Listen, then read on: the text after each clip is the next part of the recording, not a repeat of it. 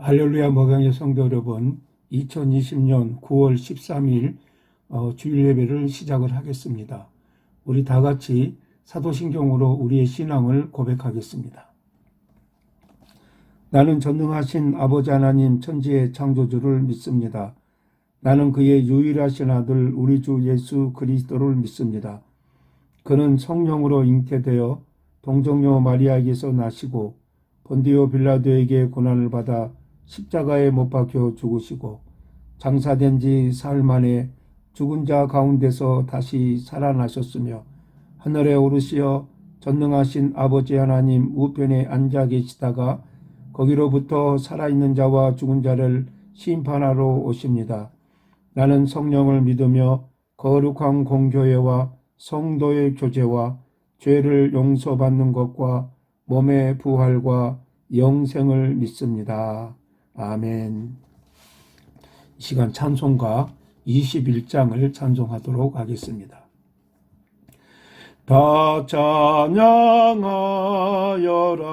전능왕 창조주 주께 내오나 주 찬양 평강과 구원의 주님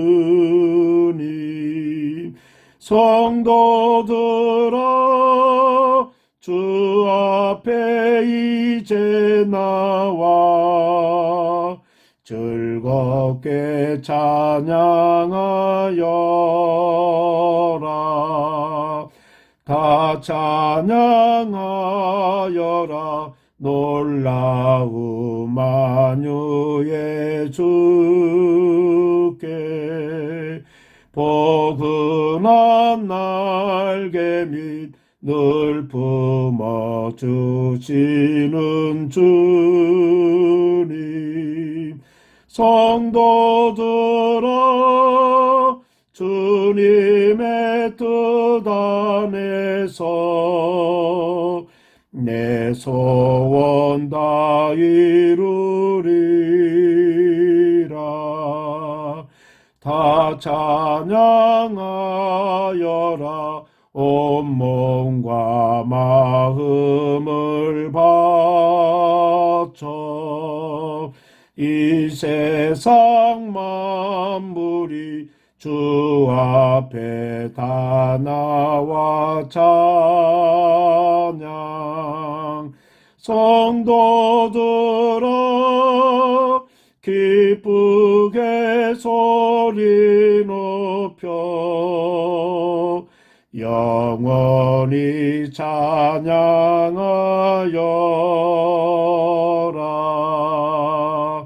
아멘.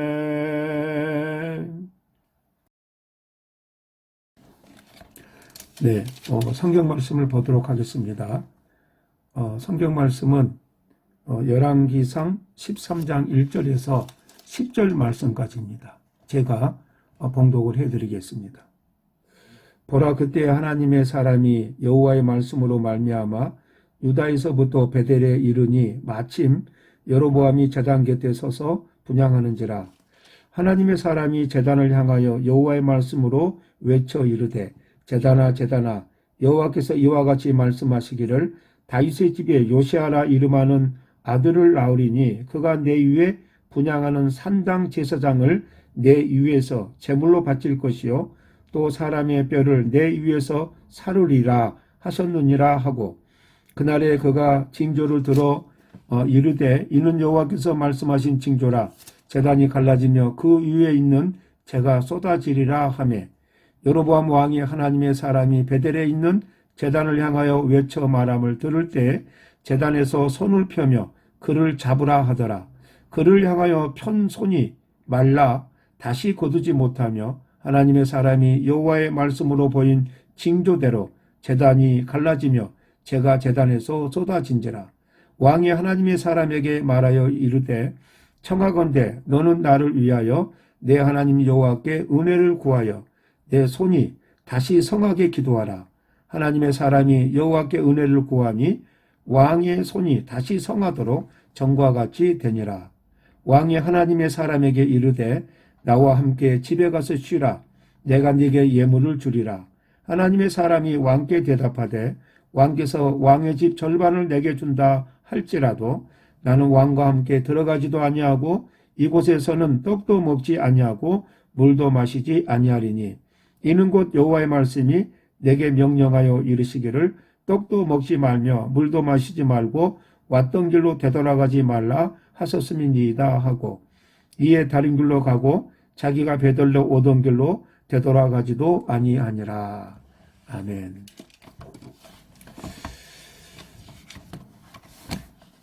네, 오늘은 용기 있는 선지자 이런 제목으로 말씀을 나누도록 하겠습니다. 한 폴란드 소년이 피아니스트가 되기를 원했습니다. 그러나 너무 굵고 짧은 손가락을 가졌다는 이유로 음악학교 선생님이 그를 받아주지 않았다고 합니다. 그런데 어느 날 유명한 피아니스트인 루빈스타인을 만나볼 기회가 이 소년에게 주어졌습니다. 루빈스타인은 그 소년에게 격려와 칭찬을 해 주었다고 합니다. 루빈스타인의 격려와 칭찬을 받고 그 소년은 매일 용기를 얻어서 7시간씩 연습을 했다고 합니다.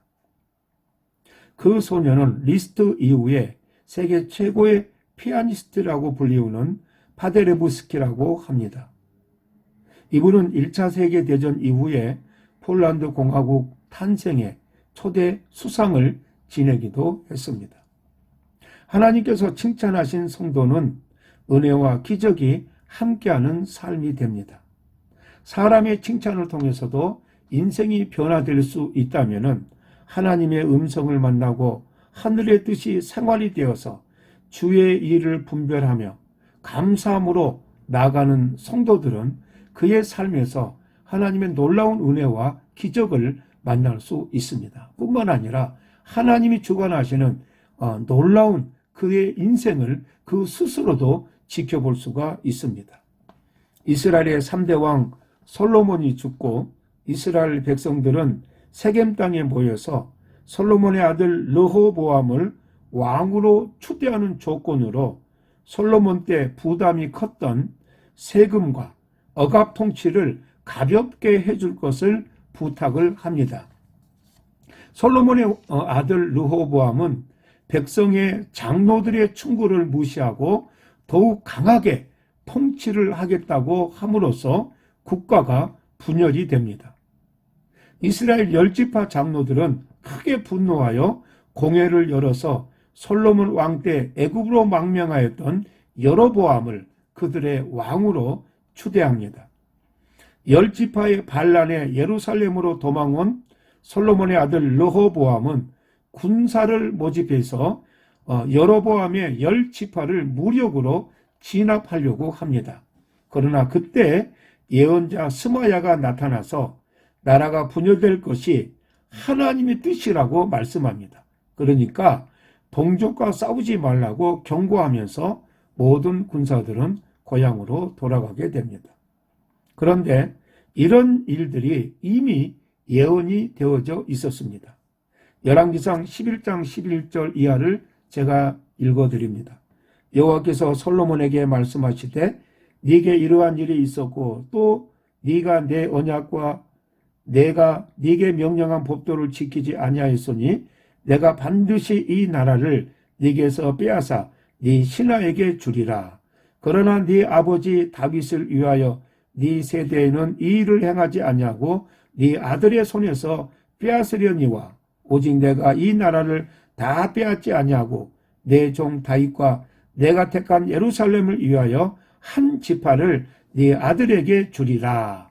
이렇게 이미 예언이 되어져 있었습니다.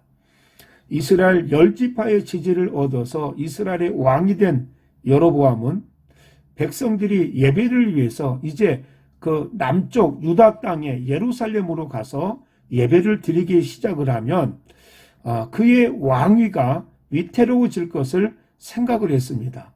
그래서 그는 남쪽 베델과 저 북쪽 단, 이 단에 예배 중심지를 설치하고 백성들을 그쪽으로 이렇게 유도를 합니다.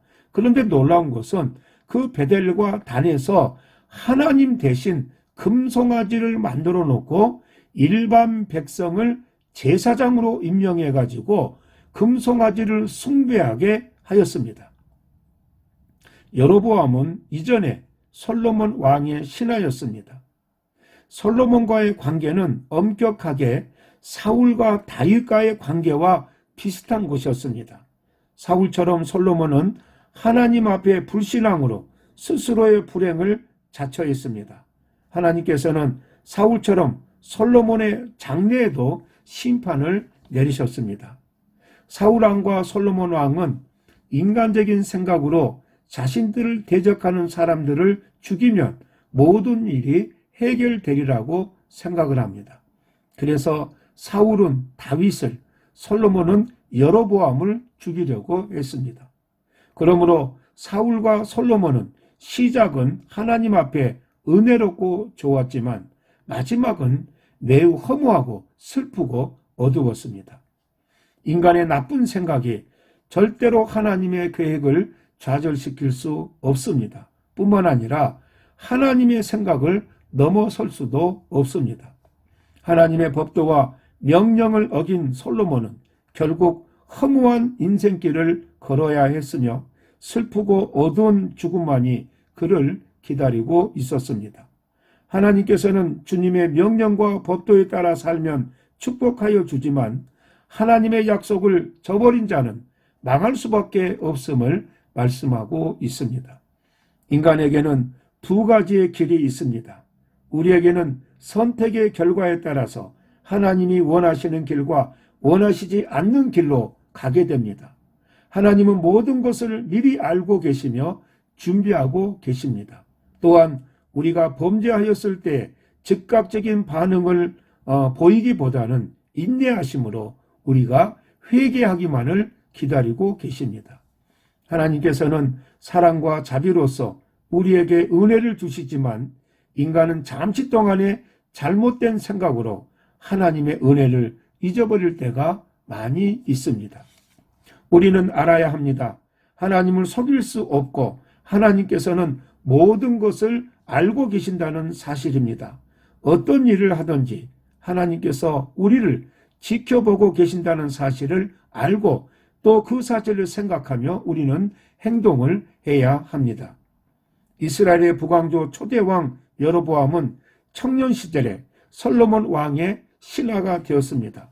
그런데 어느 날 그는 아히야 선지자를 만났는데 아히야 선지자는 자기가 입고 있던 새 옷을 12조각으로 찢습니다. 그리고 그 중에 10조각을 이 여로보암에게 가지라고 이렇게 말합니다. 그러면서 솔로몬이 다스리는 이스라엘 나라 중에 10지파의 왕이 될 것이라고 그렇게 여로보암에게 말했던 이전의 내용이 있었습니다. 그 이유는 솔로몬의 말년에 하나님을 외면하고 아스타롯, 금오스, 밀곰 이런 것들을 우상으로 숭배했기 때문이었습니다. 그리고 이후에 이 선지자는 아주 중요한 말을 합니다. 열왕기상 11장 35절 이하입니다. 내가 그의 아들의 손에서 나라를 빼앗아 그 10지파를 네게 줄 것이요 그의 아들에게는 내가 한 지파를 주어서 내가 거기에 내 이름을 두고자 하여 택한 성읍 예루살렘에서 내 종 다윗이 항상 내 앞에 등불을 가지고 있게 하리라.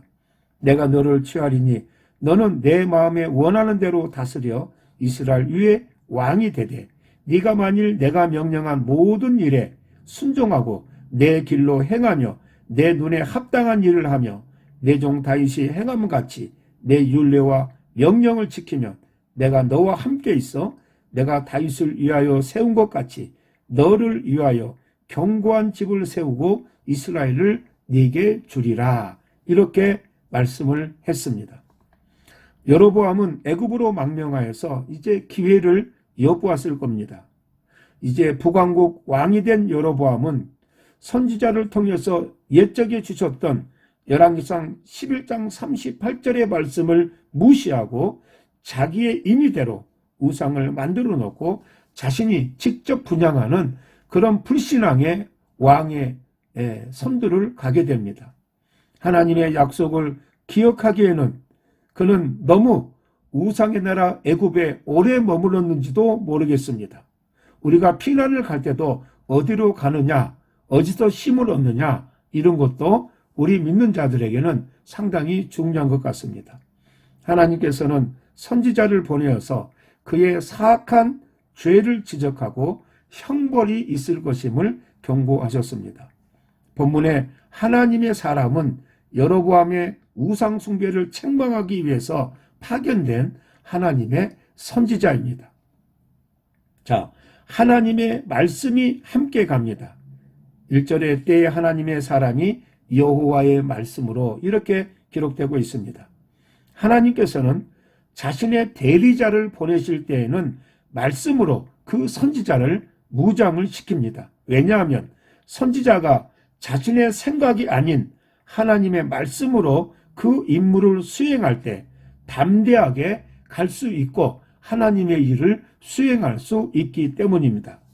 로마서 1장 18절에 하나님의 진노가 불의로 진리를 막는 사람들의 모든 경건하지 않음과 불의에 대하여 하늘로부터 나타난다고 그렇게 경고를 하고 있습니다. 그 경고는 다음과 같습니다. 먼저 우상 숭배를 널리 알리는 명령입니다. 다윗 자손 중에 요시야라는 왕이 우상 숭배하는 제사장들을 이 제단 위에 바치고 또 죽은 자의 뼈를 불사를 것이라고 하는 그 예언을 인용을 합니다. 둘째, 메시아에 대해서 드러난 징후였습니다. 3절에 단이 갈라지며 그 위에 있는 재가 쏟아지리라 이렇게 말씀합니다. 이것은 하나님의 신실하신 말씀을 확증한 것이며 또한 선지자가 하나님께로부터 보냄을 받았다는 증거를 분명하게 보여주는 것이었습니다. 그리고 하나님께서 주시는 용기입니다. 선지자가 산당에서 제사를 드리는 여호보암과 그 여호보암 왕과 제사장들 앞에서 하나님의 말씀을 선포하고자 할 때 여로보암 왕은 물론 두려움과 떨림 속에 있었을 것입니다. 왜냐하면 여로보암은 이전에 선지자들을 통해서 분명히 하나님의 말씀을 들은 그 기억이 이때 되살아났을 것이기 때문입니다. 그러나 하나님께서 저를 일으키시고 그에게 용기를 불어넣어 주셨습니다. 에레미야 1장 17절입니다. 그러므로 너는 네 허리를 동이고 일어나 내가 네게 명령한 바를 다 그들에게 말하라. 그들 때문에 두려워하지 말라. 네가 그들 앞에서 두려움을 당하지 않게 하리라. 이렇듯 하나님께서 주시는 용기로 인해서 선지자는 담대하게 나아갈 수가 있었던 것입니다. 여로보암으로부터 하나님은 선지자를 구원하십니다. 선지자의 경고를 들은 여로보암은 이 사람을 잡으라고 명령을 합니다. 이때 하나님께서 그의 손을 마르게 함으로써 선지자를 헤아려는 그의 분노를 제지시켰습니다. 이것은 아주 극도의 풍토병을 주었다 이렇게 말하는 주석가들이 있습니다. 때때로 하나님의 사람들은 위험을 무릅써야 할 경우가 있지만 그때마다 하나님께서 그를 도우시며 보호해 주십니다. 이사야 41장 13절입니다. 이는 나 여호와 너희 하나님이 네 오른손을 붙들고 네게 이르기를 두려워하지 말라 내가 너를 도우리라 이렇게 말씀합니다. 하나님의 뜻과 하나님의 섭리와 하나님의 일을 감당하는 자에게는 고난과 어려움이 있을 때 하나님이 해결하십니다. 왜? 하나님이 주신 일이고 하나님이 허락한 일을 우리가 감당하고 있기 때문입니다. 그래서 우리가 늘 주의해야 될 것은 하나님이 주신 일을 인간적으로 불평하고 내가 그것을 감당하지 못하는 한계점을 가지고 더 기도하면서 하나님의 뜻을 바라봐야 되지 미리 포기하는 일은 절대로 있어서는 안 됩니다. 선지자는 용기 있게 행동을 하였습니다. 먼저 죄인을 위한 강구입니다. 선지자는 용기 있게 행동한 만큼 여유 있게 행동을 하였습니다. 여로보암 왕이 갑자기 손이 마르자 자신을 금방 사로잡으려고 했던 그 선지자에게 기도를 부탁을 하였습니다. 너는 나를 위하여 네 하나님 여호와께 은혜를 구하여 내 손이 다시 성하게 기도하라. 이 왕이 이렇게 말합니다. 그는 자신의 죄에 대한 참회와 자기 심령의 변화를 위해서는 구하지 않고 오직 자기 육신의 회복만을 위해서 간구를 했습니다. 또한 그는 염치 없게도 자신의 핍박하던 자에게 은혜를 베풀기를 구하고 있는 것을 볼 수 있습니다. 그럼에도 불구하고 선지자는 이 왕을 위하여 하나님께 은혜를 내려주시기를 기도하였습니다.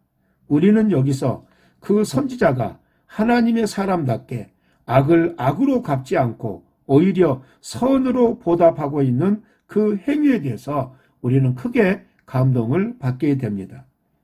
유혹을 뿌리치는 선지자입니다. 선지자의 기도에 의해서 고침을 받은 여로보암 왕은 그를 침묵시키고 화해시킬 계략으로 그럴듯한 호의를 베풀었습니다. 먼저 나와 함께 집에 가서 몸을 쉬라. 7절에 말합니다. 육체적인 유혹이 주어집니다. 이것은 사탄이 우리의 가장 약한 점과 가장 약한 순간에 강하게 유혹하는 것과 같습니다. 선지자는 오랜 여행으로 지치고 매우 피곤했을 것입니다. 그때 그 같은 초대를 이 선지자가 단호히 거절한 것을 볼 수가 있습니다. 일시적인 유익을 제공하는 유혹이 또 있습니다. 내가 네게 예물을 주리라. 7절에 말합니다. 선지자가 요구받은 임무를 수행했을 경우 선물로서 경의를 표하는 것은 일종의 유대인의 관습이었습니다. 그러나 이번 경우는 하나님께 불순종하는 결과를 초래하기 때문에 과감하게 그 유혹을 뿌리쳐야 했습니다.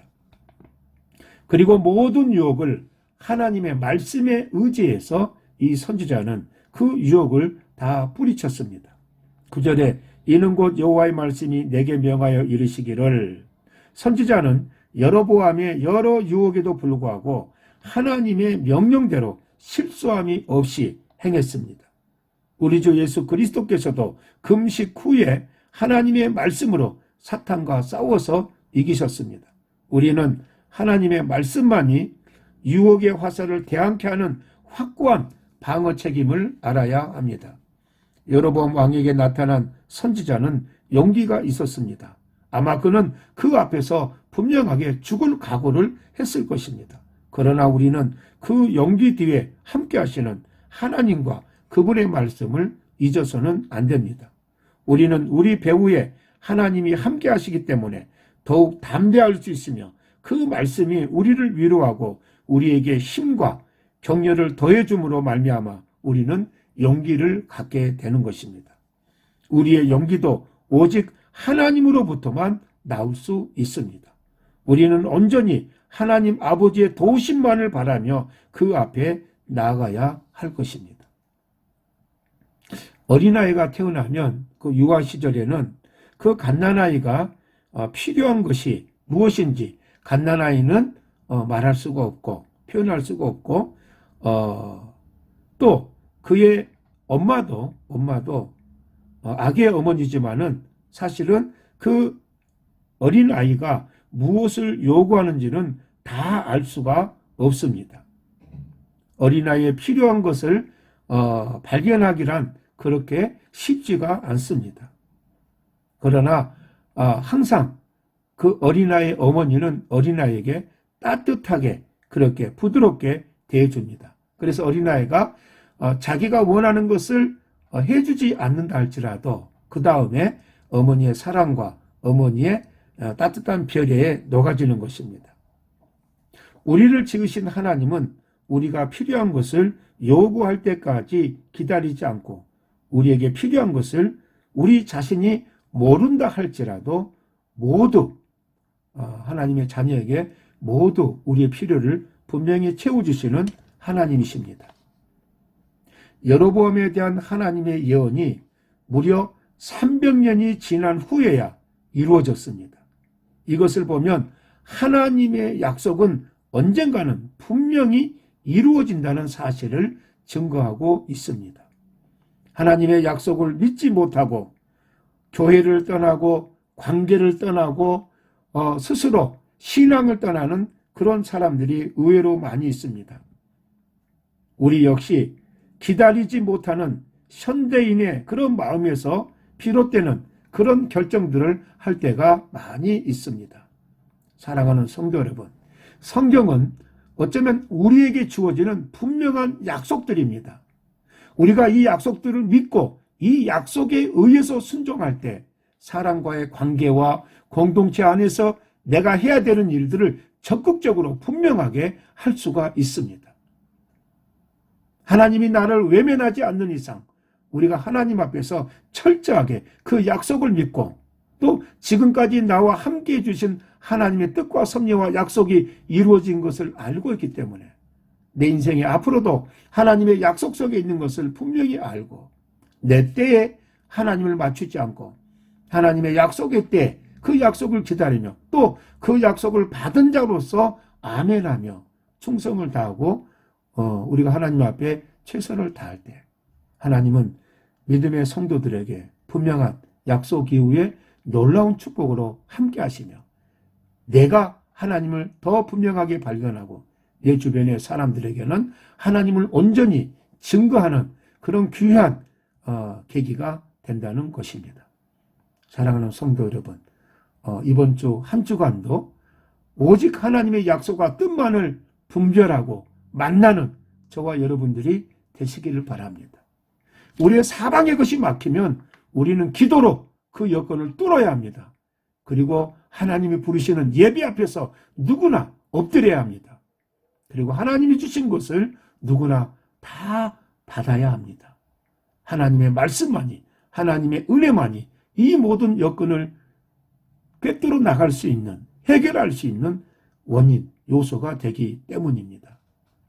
오늘 하루도 이번 한 주간도 하나님의 뜻과 섭리 가운데 하나님의 약속과 동행하는, 하나님의 응답과 동행하는, 하나님의 기적과 동행하는 믿음의 귀한 성도들이 되시기를 바랍니다. 기도하겠습니다. 하나님 아버지 은혜와 사랑을 감사함을 드립니다. 오늘 우리에게 주신 말씀을 통해서 우리가 다시 한번 아버지 하나님의 뜻과 섭리를 만나기를 원합니다. 아버지 하나님, 우리가 제대로 하나님을 섬기지 못하고 바라보지 못하고 하나님이 원하시는 행실을 하지 못하면서 막연하게 하나님을 만나는 하나님의 응답을 기대하는 그런 불순종의 자리, 그런 범죄의 자리에 들어가지 않기를 원합니다. 하나님, 우리의 행실로 말미암아 우리의 생각으로 말미암아 절대로 하나님의 영광이 가려지지 않기를 원합니다. 하나님, 오직 하나님의 축복과 영광을 위해서 우리를 부르시고 인도해 주셨사오니 날마다 말씀 앞에서 씨름하며 그 말씀을 통해서 우리에게 주신 하나님의 약속을 분별하고 그 하나님의 뜻을 알아서 하나님의 마음으로 우리가 살아가게 하시고 우리의 모든 행동이 하나님의 마음 앞에 합당한 그런 마음이 될 수 있도록 도와주시옵소서. 예수님의 이름으로 기도드리옵나이다. 아멘. 네, 이 시간에는 복음기도를 하겠습니다. 우리 다 같이 기도하겠습니다. 하나님 아버지 은혜와 사랑을 감사함을 드립니다. 주께서 우리를 부르시고 인도하셨습니다. 이렇게 험난하고 어려운 세대 속에서도 믿음의 귀한 종들을 붙들어 주시옵시고 믿음의 가정 위에, 또 믿음의 자녀 위에, 믿음의 사업과 직장과 믿음의 학업 위에 주님이 기름 부어 주시고 함께해 주심을 감사함을 드립니다. 아버지 순서에 따라 그의 물질을 아버지 앞에 드립니다. 하나님이 우리를 감동하시고 하나님이 우리에게 믿음을 주시고 하나님이 우리에게 모든 여건을 인도해 주셨사오니 하나님이 허락하신 감사와 감격이 우리로 하여금 아버지 앞에 귀하게 드려지는 물질 되게 하시고 우리의 마음이 될 수 있도록 인도하여 주시옵소서. 어렵고 혼탁한 세대 속에서도 몸된 교회를 붙들어 주시옵시고 아버지 하나님의 뜻과 소망을 온전히 이루어 나가기에 부족함이 없는 귀한 교회로 인도하여 주시옵소서. 예수님의 이름으로 기도드리옵나이다. 아멘. 찬송가 50장 1절만 찬송을 하겠습니다. 내게 있는 모든 것을 아낌없이 드리네. 사랑하고 의지하며 주만 따라 살리라. 주께 드리네. 주께 드리네.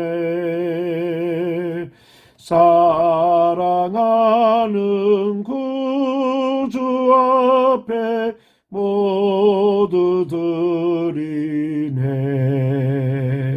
아멘.